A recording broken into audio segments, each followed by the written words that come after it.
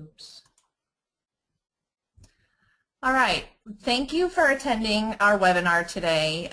We are going to be speaking about CSE and the products and the workflow on our system. My name is Marianne Pascal, and I'm the National Accounts Manager for CSE. And today we're going to talk about the products first, and we're going to go over the homeowners, the dwelling fire, and the auto products.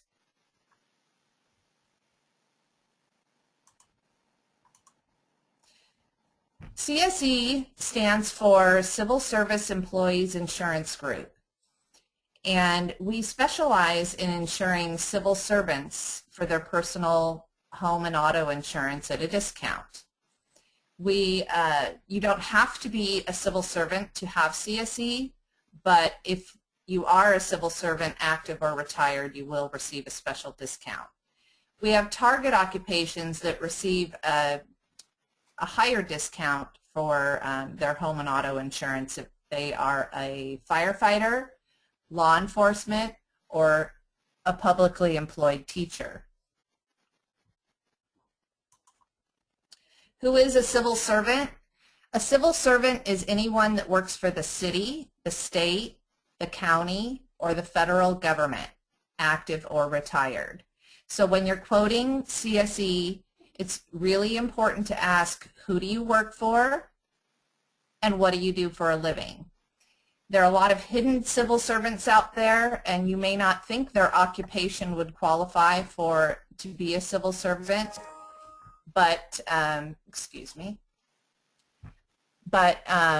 they may tell you they work for, they're a janitor, and when you ask them, well, who do you work for, they may tell you they work for City Hall. Well, that would qualify as a civil servant.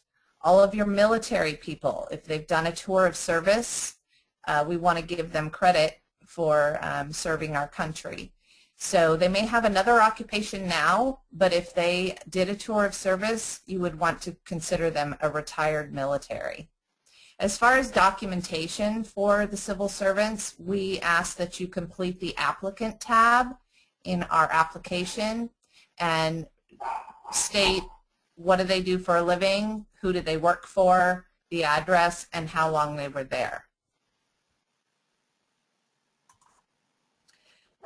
We're going to talk about the products, and we have quite a few products, and it can be a little confusing, so I will do my best to simplify them for you. We will be talking about our preferred CSE ICO homeowners, our preferred CSE Safeguard homeowners, CSE Safeguard dwelling fire, CSE Safeguard homeowners Select, which is our non-standard hard-to-place product, CSE Safeguard Select dwelling fire, which is a non-standard hard-to-place dwelling fire. Preferred auto, we have two preferred auto products, the CSE ICO and the CSE Safeguard Auto. Starting off with the CSE ICO homeowners, this is a preferred product. It is the most comprehensive homeowners product that we offer, and it is the product that you can tweak and tailor to your client's needs.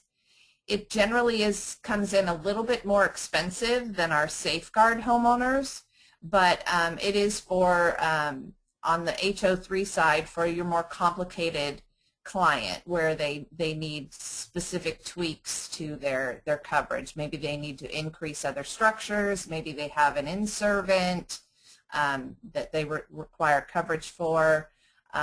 Maybe they want to increase unscheduled personal property coverage or any other type of adjustments that need to be made to the product. The policy forms that you could write under CSE ICO homeowners is the HO3, the HO4, and the HO6. The HO6, okay, I just had to answer that question, sorry about that.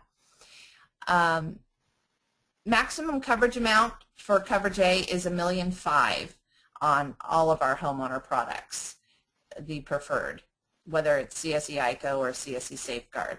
The extended replacement cost is 150%. Alarm credits, you can get up to 15% if they have a monitored alarm system for fire and theft. We will require documentation for the alarm credit, and will require a copy of their monthly billing statement or an alarm certificate, something stating that they're paying that monitoring fee. And that's something you can attach right into our system. The multi-policy discount is 10% on the homes and 14% on the auto. Deductible, you can get up to $5,000. And if they have any bad dogs, it will be make the risk ineligible. So any of the bad dogs would be pit bulls, Rottweilers, Dobermans, Chows, those type of dogs will not be eligible under the CSE ICO product. Now we have the Safeguard Homeowners Policy, which is also preferred, and it's our simple, straightforward homeowners package policy. It's really competitive, but it is HO3 only, so you cannot write your HO4 or your HO6. But it does come in super competitive. You will find the occupational discounts on the Safeguard homeowner product. They are not on the ICO product, but they are on the Safeguard. And you will receive discounts for the target occupations that we talked about previously, the firefighters, the law enforcement, and the teachers. We call those our ELFs. It's just an acronym for the educator, law enforcement, firefighters. And any other active or retired civil servant will also receive a discount. The CSE Safeguard Homeowners Policy, you will write with the plus endorsement. So if you're rating an FSC, you'll want to make sure you include that plus endorsement. If you're rating directly into our SPIN system, it will default to include it, so you won't really have to worry about it. But if you are an FSC, you will have to make sure you select that plus. The policy form is HO3 only. Maximum coverage amount is $1,500,000, just like on the ICO. The extended replacement cost at 150%.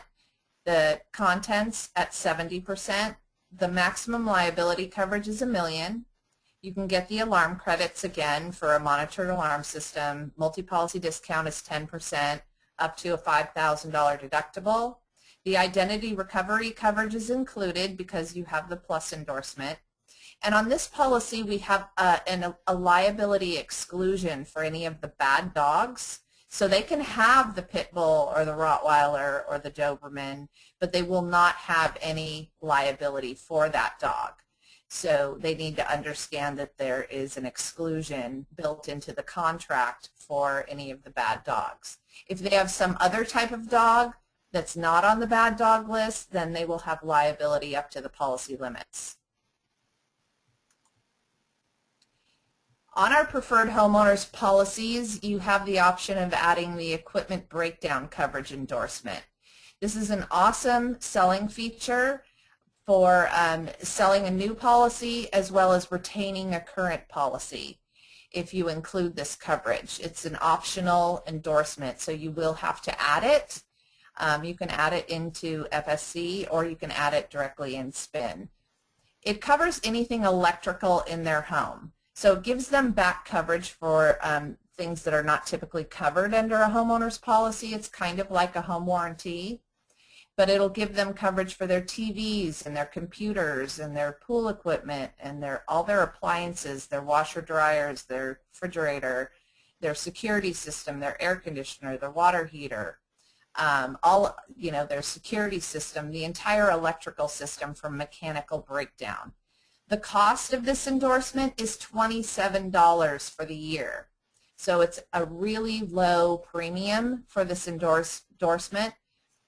But if the item breaks down, we will pay to either repair it or replace it. There is a deductible on this endorsement of $500. So it's not for my toaster broke, it's for my $2,500 refrigerator broke down. And so it can give them coverage for that type of a breakdown. There is some depreciation involved, so if we're dealing with an air conditioner that's 30 years old and it's never been replaced and it's on its last legs and we can't repair it, subject to the deductible, and it needs to be replaced, there will be some depreciation involved in the replacement cost of that air conditioner. So you won't get the same amount as you would if it was like a 10-year-old air conditioner that broke down. And this endorsement also is 100% reinsured with Mutual Boiler Re, so the losses will not affect the client on their claim history and will not affect the agency on their experience report. So it's kind of a beautiful, beautiful selling feature. So most of our agents will automatically include this in their homeowners policy quotes and policies. Now we'll move on to the CSE Safeguard Dwelling Fire product, which is also preferred. This is our most competitive dwelling fire preferred product that we have. We're selling a ton of it. We will write it standalone all day long. We don't have to have the primary. We'll write up to 10 units for one owner. Maximum 1 to 4 units. Coverage amount up to $1,500,000. 125% extended replacement cost. You can get $1 million liability, and the deductible will go up to $2,500. You can add the personal injury, which most of our income owners will want. Bad dogs are ineligible. We don't want rentals with pit bulls. That's kind of a bad combination. So if they have one of the bad dogs, you won't be able to write it. Now the basic underwriting eligibility for ICO and Safeguard preferred products, whether they're a homeowner's or a dwelling fire. Year built, we have no age restriction on any of our products, so we'll write as old as you can find as long as it's been updated. And the update requirement is typically at 30 years. So if it's older than 30 years, you're going to need to be giving us the update information. And we're talking about the plumbing and the electrical system. We want to make sure it's on circuit breakers.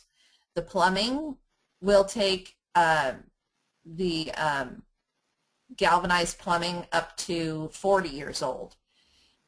The roofs, we don't want any wood-shake roofs over 20 years old. And typically in Southern California, that knocks out every wood roof because they're all older than 20 years old. But in Northern California, sometimes they're still putting on wood roofs, so we just require a 20-year update on those. There's no update requirement for a tile roof, and composition roofs require a 30-year update. The retrofitting, if the house is built prior to 1960, we want to know that the home has been retrofitted. And typically this comes into play when we're dealing with the raised foundations. Those, if for retrofitting, need to be shear walled and braced. If the foundation is not retrofitted on a raised foundation, then you want to make sure that they have a seismic gas shutoff valve. Those are only about $200 to install, and all you need to do is say yes, it's retrofitted, and in the remarks section note that it has a seismic gas shutoff valve. On the slab foundations, those are typically all retrofitted. They are bolted. The house is bolted to the foundation, so that you don't really need to worry about it on a slab foundation. Losses, we don't want any losses in the last 3 years, especially no water theft or liability losses. These are preferred products, so no losses in the last 3 years. You might be able to get away with a minor wind loss if it's less than $5,000, but we will be able to, we will have to surcharge for that loss. So you will need to make sure that that's entered into the system.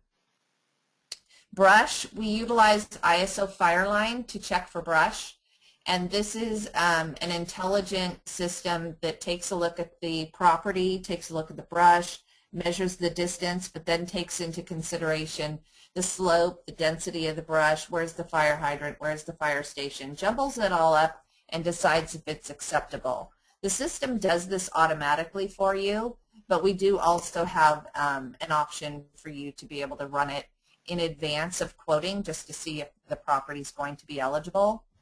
In general, the guideline is 1,000 feet, but because of the system and the way it looks at the brush, if it's closer than 1,000 feet and it's flat and it's sparse, you might find that it's acceptable. So it just depends on what that brush actually looks like. Now, the Safeguard Select product is our non-standard hard-to-place product, and we have it available for dwelling fire as well as for homeowners. So if the issue is that you don't have current update information, the home's older than 30 years old and it's not updated, or the customer has had some losses, it's a perfect product for that. The product compares to where you would go to McGraw or Foremost for these type of hard-to-place risks, but by placing them with CSE under our Safeguard Select, you're dealing with a preferred carrier, preferred customer service, preferred claim service. Your clients will be happy hanging out here, and you will be happy having them there.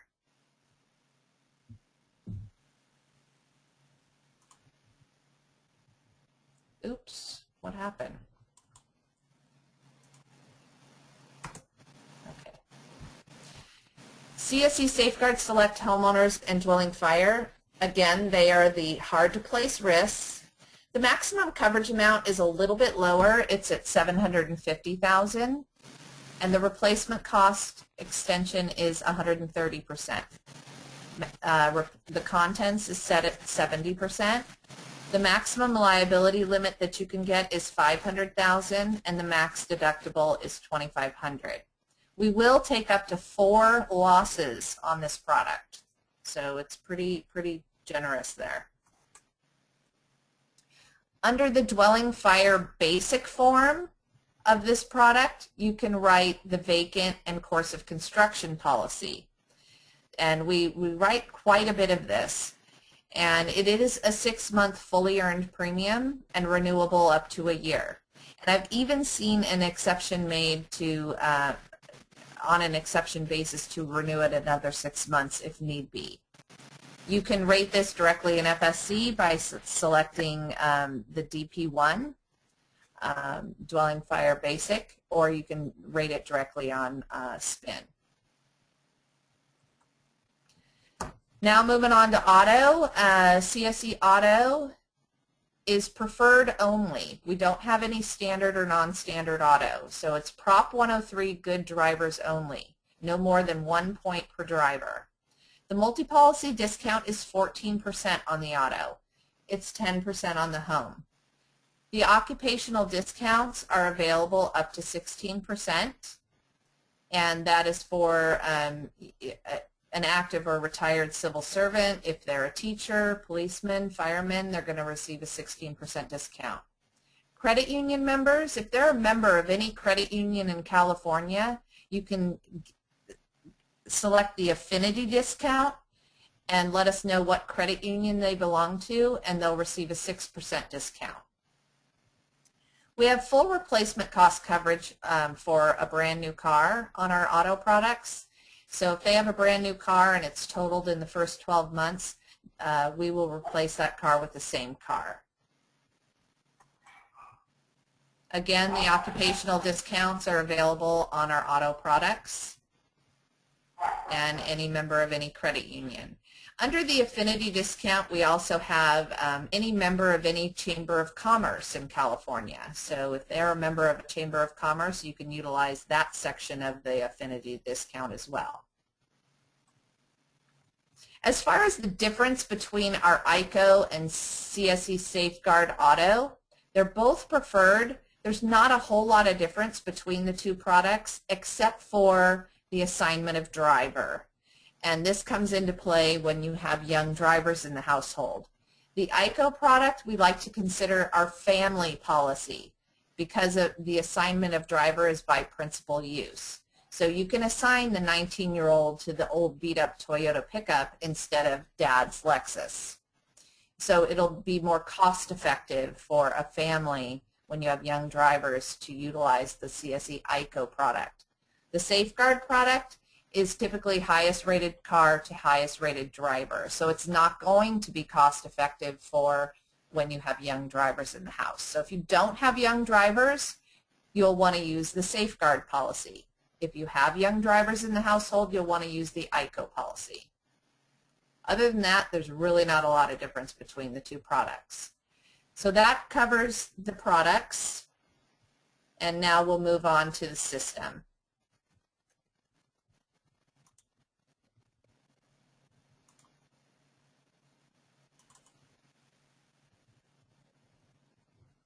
This is our spin system, and you will receive a link to the system. And once you complete the training, you'll want to contact Scott Smith for your subcode and access to the system. Now I'm going to sign on as if I were a producer for Networked. You'll be receiving a user ID and a password. You log on. Okay, apparently I didn't do it right.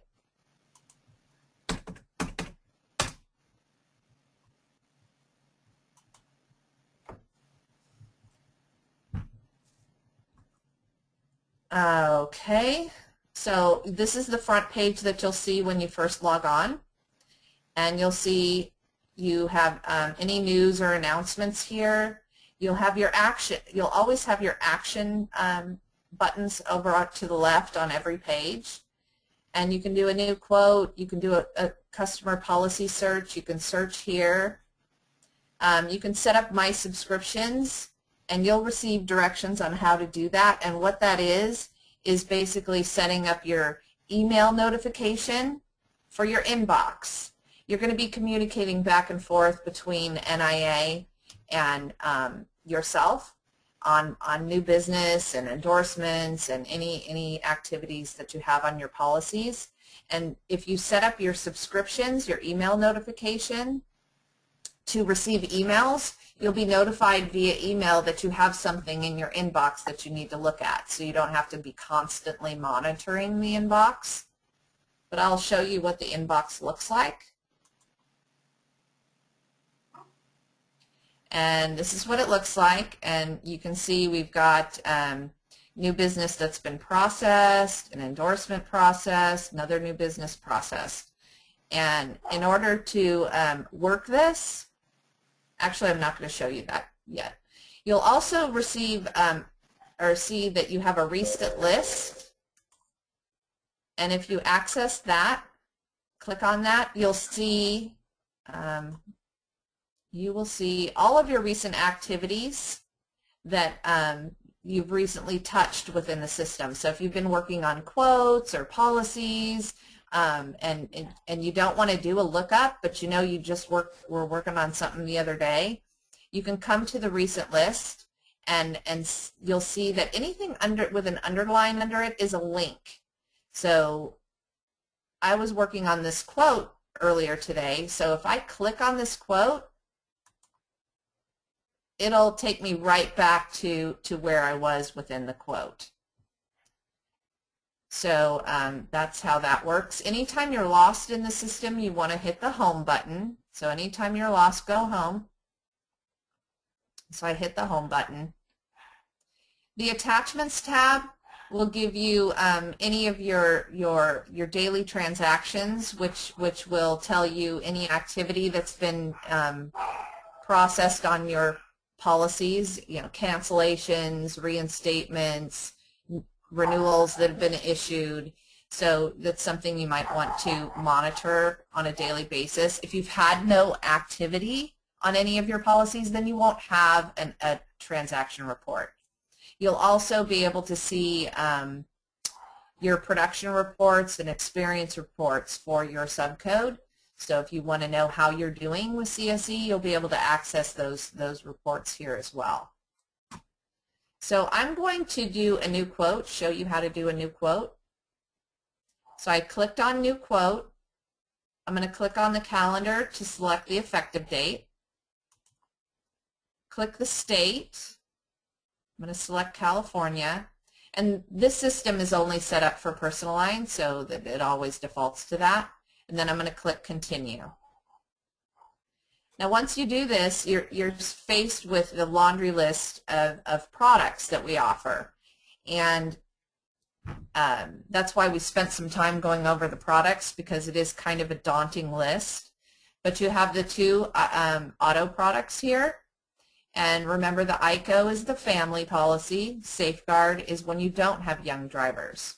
Then we move on to our preferred homeowner products. And we have the ICO first, where we have the HO3, the HO4, and the HO6. And remember, that's the broader policy, generally a little more expensive. It's the one you can tweak and tailor to the client's needs. We have the ICO dwelling fire. We didn't talk about that one. It is a preferred dwelling fire product, but it is not as competitive as the Safeguard dwelling fire. So I kind of didn't talk about it because it's not used very often. The Safeguard HO3 is our most competitive preferred homeowner product, and it's the one you're going to use most often for your preferred homes. The Safeguard Select homeowners, Form 3. See, it says homeowners over here. This is our non-standard homeowners product. It's the hard-to-place product. Then you have your Safeguard Dwelling Fire. This is for your preferred rental properties.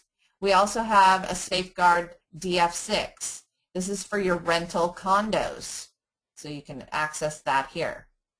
Then the Safeguard Select Dwelling Fire, Basic Form, Broad Form, Special Form. These are the non-standard dwelling fire products, hard to place. The Basic, here's where you would write your vacant or course of construction policy. And then we have the umbrella. We write up to a $5 million umbrella. You can write an ICO umbrella or a Safeguard umbrella. As far as which one you're going to pick, if you have Safeguard underlying policies, you're going to select the Safeguard umbrella. If you have ICO underlying, then you're going to select the ICO umbrella. Pretty simple. So for this example, I'm going to select Safeguard HO3, and we're going to rate preferred home. So you're going to see these tabs. You're going to utilize these tabs for quoting and for issuing and for servicing your policies. So you're going to get real familiar with all of these tabs. And as far as maneuvering through the tabs, you're going to utilize the next page, because the next page saves the page you're on and moves you forward. So I would recommend that you always utilize the next page. The next page feature is available at the top of the page as well as the bottom of the page. So we're going to go ahead and fill this in. It's Safeguard HO3, which we already selected. We selected the effective date, continuous coverage from today. It wants to know the program. The program is, are they a civil servant, not a civil servant? Are they an educator, firefighter, or law enforcement? I'm going to say for this example they're an educator. Now the insured information will default to joint, and you can change it to individual if you're just dealing with one person. Once you select individual, the page will refresh, and then you have only one name to enter.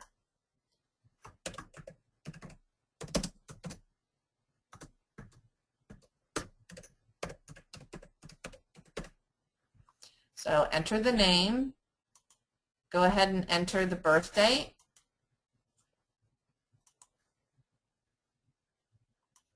We don't require the Social Security number because in California we're not running credit, so you don't have to even enter that information in.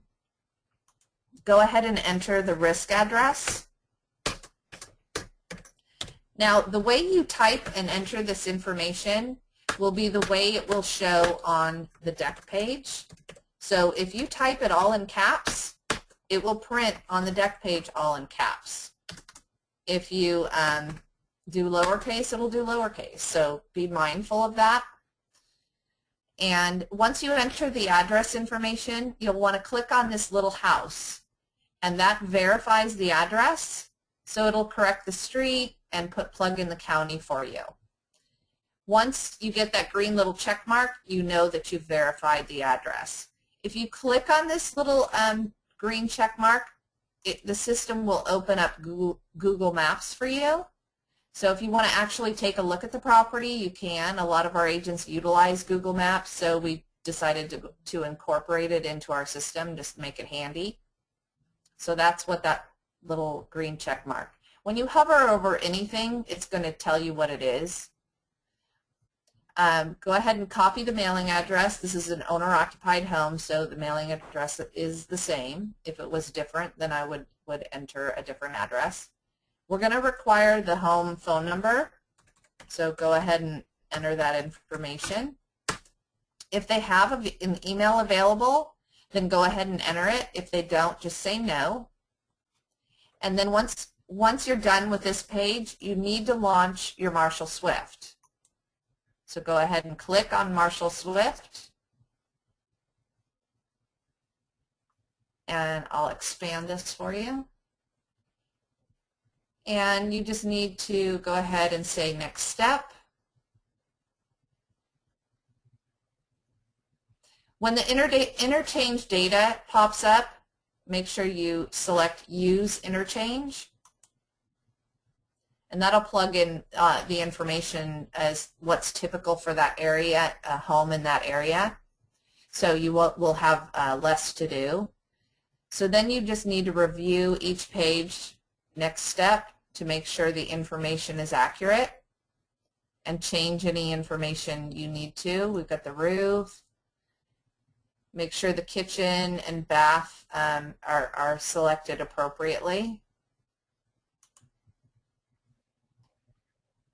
Air conditioner, heating system.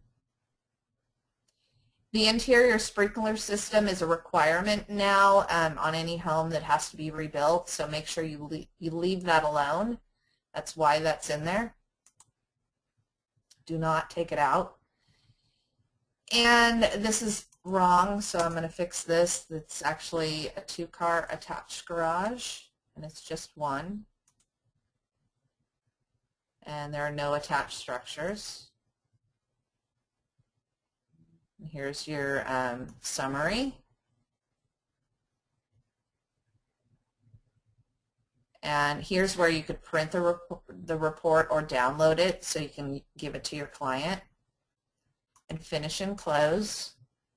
Once you get this dialog box, you're going to want to close the evaluation. It'll default to save data changes and complete. Leave that alone. Close the evaluation. And now what it's doing is returning all this information into our system, so you'll have less to enter. So all the information about the home is being transferred back. And it transfers it all back to the dwelling tab. So now we're on the dwelling tab. So we've jumped from the policy tab to the dwelling tab. Now you see this underwriting status bar. You will always have this underwriting status bar on all of your pages, so it lets you know how you're doing. And it's telling me it's currently ineligible because it's over 30 years old and I need to complete the update information and the heating requirements. So I can click Go There Now, and it's already on the right page, but it will highlight for me what I need to address. So it's built in 1959 with a composition roof, and I know that down here it's going to want that roof replacement. So here's where you enter all the update information. This is a pretty old house, and I know that it's all was updated in 2006, so I'm going to enter that information. And then I'll enter the year. Circuit breakers, yes. Copper wiring, yes. Plumbing is updated. Copper pipes, Yes. Heating. Now retrofitting. This was built in 1959, so it's older than 1960. So it's going to require the retrofit information. So I say yes, it's retrofitted. So back up to this page. If I now select save, just because I want to stay on this page, I'm not ready to move to next page, I see that it's now eligible. Now this non-bound is because NIA has to approve all of the new submissions. So when you are done with your application, you will bind and submit for their approval, and they will review it and then issue it for you. But let's make sure that everything's entered on this page. It wants the distance to the fire hydrant, so I'll give it that. Here's where your ISO fire line score came in, and it says negligible. And if it said high or extreme here, up here in your underwriting status bar, it would say ineligible because of brush. So after you run your Marshall Swift and return it back to the system, that's when it goes out in the background and magically grabs that brush report and populates the result right here. So going through, it's pulled in the replacement cost from the Marshall Swift. So this is what it came in at on Marshall and Swift, and that establishes the minimum we'll accept for coverage A. You're welcome to increase it if you want to, but you cannot decrease it.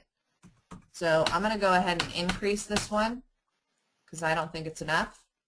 Here's that Safeguard Plus endorsement that defaults to yes, so you'll want to leave that alone. Deductible, it's set at $1,000, that's fine. The liability is set at $300,000. Here's the information that's defaulted and hopefully is accurate. If it's not, you'll want to change it. Maybe they have a alarm system. That's where you would select that for fire and theft. We already entered the update information. The home inspection discount here is a 10% discount. We didn't really talk about it, but it's a purchase discount.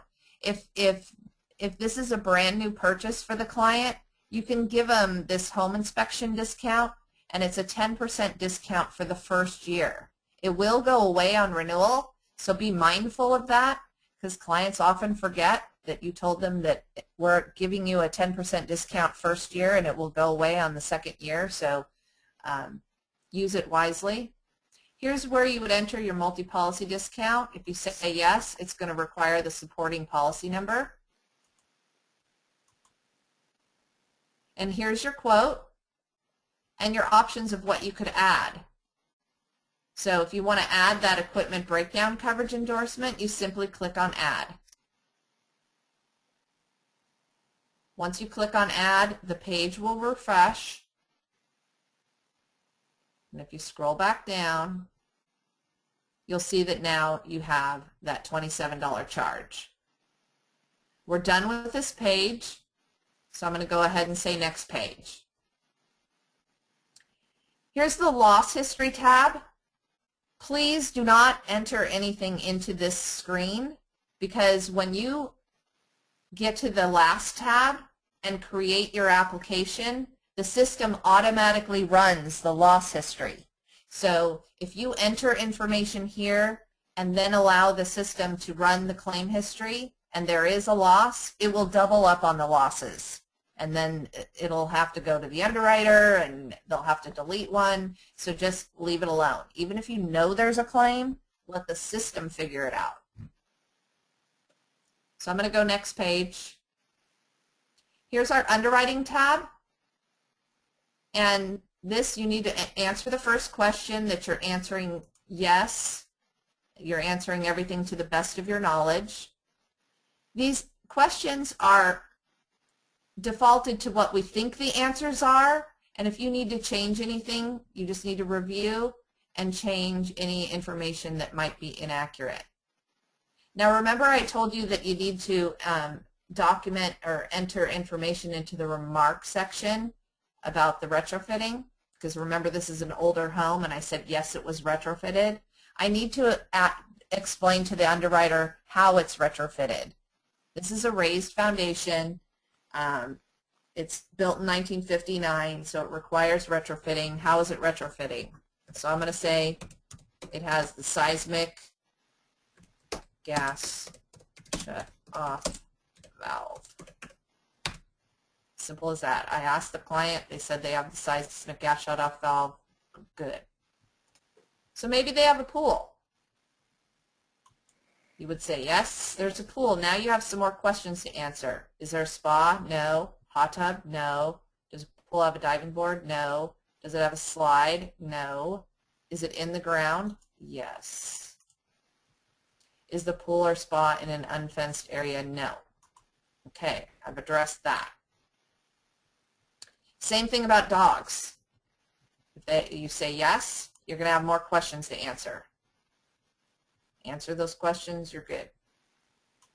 I'm going to say no because I don't want to answer the questions right now. And they don't have a dog. Is it being purchased through a distressed financial sale? No. Now I'm going to say next page. Move me forward. The more you enter in the quoting phase, the less you'll have to do in the application phase. We're still in a quote. We haven't created the application, but we will shortly. Here is where you would enter the lender information or additional interest or additional insured. You would simply select the plus button and then enter the information. Hit save, done. But I'm not going to do that. Review. Let's move to next page, get on the review tab. And here's where I want to create the application. Now, I don't know if you picked up on, I didn't enter the applicant information because it wasn't required for a quote. It will be required for the applicant or for the application. So I'm going to go ahead and show you what happens when you don't complete it. Wants you to fill in the payment information. I'm going to say they're going to pay in full, direct bill. And now I'm going to go ahead. I can print the quote here. When you hit print quote, it comes up in a PDF that you can email to your client or print and hand to them. I'll try and make it bigger so you can see it. But it'll say, you know, networks information. It'll tell you service by and your information. And then it gives you the details on the quote. So it's a nice little PDF to be able to give to your client. So now I'm going to create the application because we're in a quote, and I'm going to change it to an application. When you create the application, it's going to go out and grab the claim history too for us. So it's creating that application for me. Once you do a few of these, you're going to find it's pretty simple. I'm spending a lot of time talking, so it's probably taking a little bit longer. So now it's telling me clue was recently and still pending. Hit save. So I'm going to hit save. And now it's telling me it's not complete. So I need to fill in the occupation. If there's a spouse, I need to enter that information, the occupation employer's name, and when it was purchased and year occupied. So I told you that all this information was on the applicant tab. So I'm going to click go there now. It'll take me to that page. So here's where I need to fill in, okay, they've been at their address 20 years. Occupation is teacher. What school do they work for?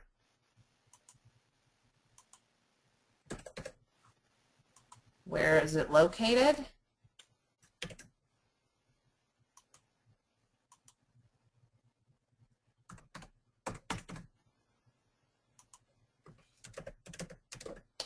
And then you'll want to enter how long they've worked there.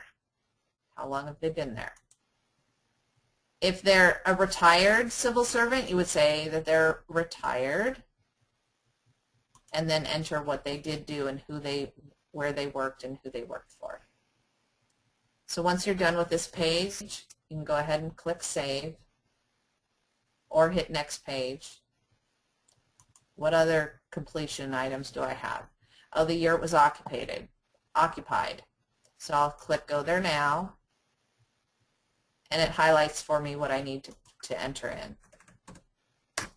When was it purchased? When was it occupied? Done. Okay, hit Save. Now I see that it's valid, it's eligible, and it's complete.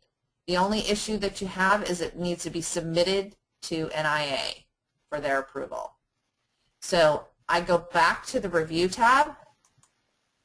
That's where the action items are to bind and submit. That only happens on the Review tab. So if you're in a quote and you need to print the quote, you need to be on the Review tab.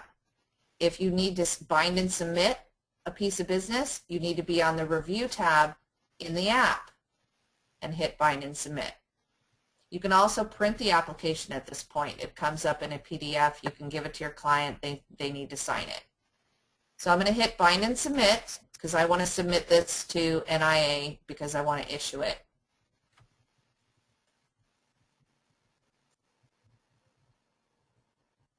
This works a little slower because it's in our sandbox play space. So your system will work a lot faster. So, okay, now it's telling me it wants to know, okay, you said you were paying direct bill. How are you paying? Check number. And if you scroll to the bottom, you can submit for approval. You can also enter some comments in here for NIA.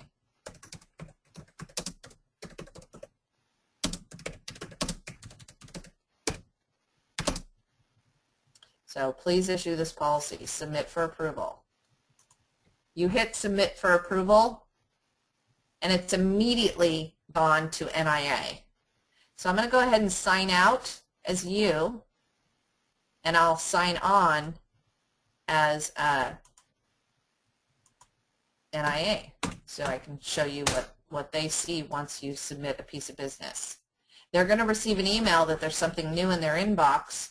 They're going to click on the inbox, and they're going to see new business submitted for approval. They're going to click the arrow to work it,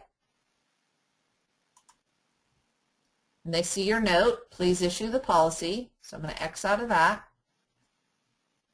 and they will go ahead and review what you've submitted. If they need to send it back for information, they will. If it's not acceptable, they'll reject it. Or they think it's great, so they're going to go ahead and issue it for you. So they're going to issue the policy.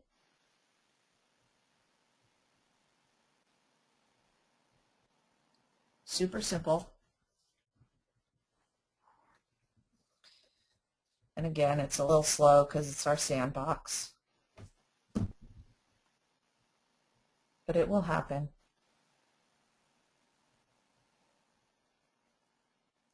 It's coming. It's coming.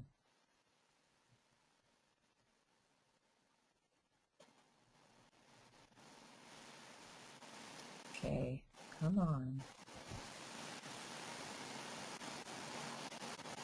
There we go. It's done. So they're done with what they need to do, so I'm going to sign out as them, and I'll sign back on as you, so you can see what happens once they issue the policy for you. You'll receive an email that says, hey, you've got something new in your inbox.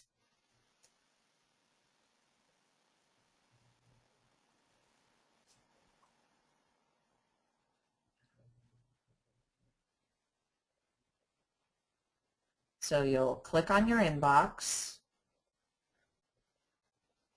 and you'll see Merry Christmas here has been processed. So you need to click the arrow to work it. And you'll have to complete the task. But before you do that, I'm sure you want your documents. So you can click on Documents. And once you click on Documents, you see you have your new business package, your invoice, your application, and your quote. And you have access to this anytime by simply searching the client, searching the policy. You can click it here and search that policy number. But if you click to open the new business package, you get in a PDF format everything that we mail to the client. Now it is 48 pages long, so I wouldn't recommend that you print it unless you would just like to kill trees.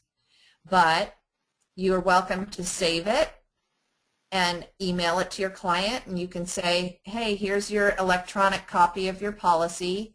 You will receive your hard copy in the mail directly from CSE. But in the meantime, you have a copy of what you're going to receive. And then for your management system or your files, if you want to, here's the application. If you want to just have the deck page, I'm trying to find what page that's on. Here, it's on page 13 and 14. So here's the deck page. You could just print or save page 13 and 14 so you have a copy of the policy. Now the applications, you'll need to make sure you get your client to sign the document, the application and all the documents, and you'll need to keep them on file in your office. So if we're ever audited, we can get a copy of those. We are moving to electronic signature, e-signature, through DocuSign, and that will be happening first part of the year. So it's coming up really quick. So that will eliminate the need for wet signatures. So be on the lookout for that. But once you get your documentation, you need to complete the task. So you simply select Complete Task. And this is your acknowledgement that you received the new policy that you asked to be issued. So you can say, thanks, great, got it, and hit Complete. That's as simple as that to complete a task.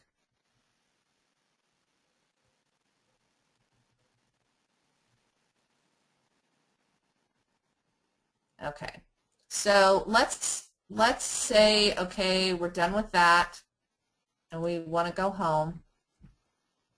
Let's say we just issued that policy, or we want to make a change on another policy. I'm going to show you how to do that, and that'll be the last part of our training.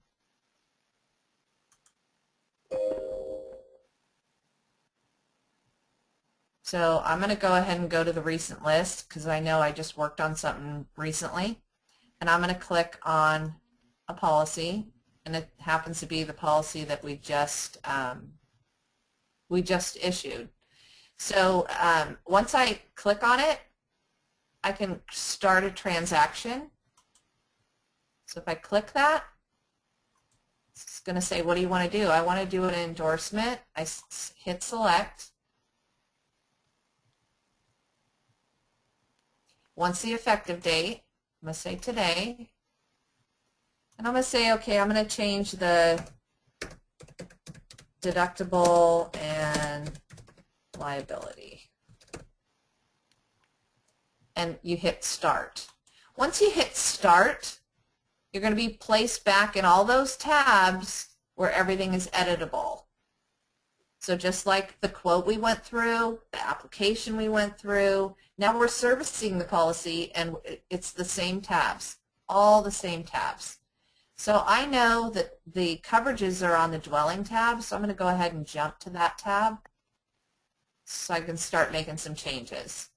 So I'm going to scroll down to the homeowner detail, and I'm going to change the deductible to $2,500.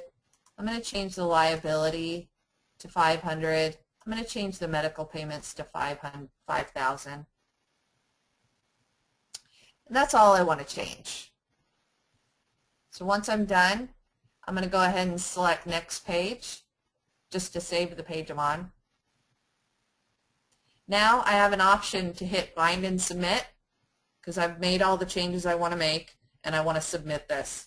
So I'm going to hit bind and submit. Now I'm taken to the closeout screen where it details for me the prior premium, the new premium, and the difference. And then it also details for me what I've changed. So I can review with the client, okay, you're going to save $209 by increasing the deductible and improving your liability. Are you sure you want to do that? You want to save $200? And they say, yeah, I'd love to. So you say, okay, I'm going to go ahead and submit that for you. And here's the comments if you choose to make comments.